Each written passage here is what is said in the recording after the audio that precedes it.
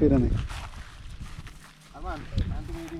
এই মাত্র একটা কিছুক্ষণ আগে একটা মাছ হুক করা হয়েছে আমাদের বড় ভাই মাসুদ ভাই। দেখা যাক মাছটা কি হয়, কার্প না মাগুর বলা যাচ্ছে না, তবে মাগুর হইলে পরে কারণ এটা লেজ দিয়ে বাড়ি দিতেছে ডুম ডুম ডুম মাগুর হইলে আমরা ফিশারম্যানদের মূলত পানিতে দুইটা চুবানি দেই নামিয়া। এটা ছোটবেলা থেকেই করি আমরা, ঠিক আছে, আমাদের ফিশিং গ্রুপে এটা নিয়ম। আমি নিজে ডুব দিব, গোসলের সময় এখন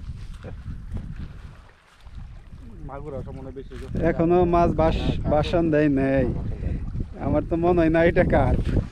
লম্বু ভাই কি কিছু বলবেন? মাগুর হইলে নগদে চুবানি কি হয়েছে ফিশারম্যান? এই পর্যন্ত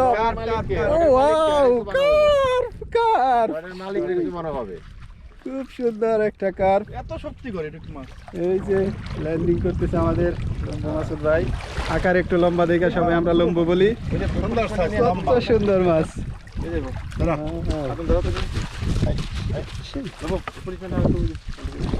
হুক হয়েছে, দেখে কঠিন হুক হয়েছে।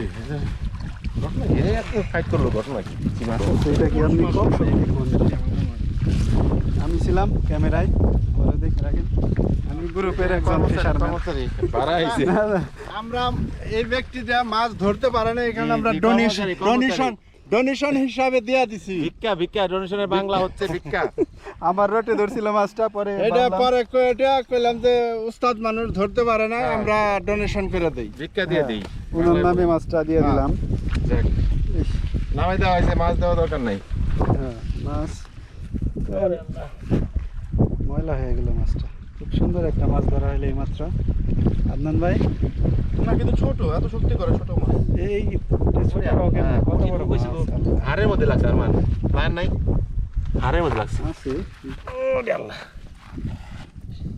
ভিতরে ধরে যে হুক, এটা কঠিন হুকটা দেখেন। আরমান মালিক এটার মূলত, আমি না, আমি তুলে দিছি ডোনেশনের আরমান মালিক। এই দেখে ভালো লাগে না? খুব সুন্দর একটা মাছ, ধন্যবাদ।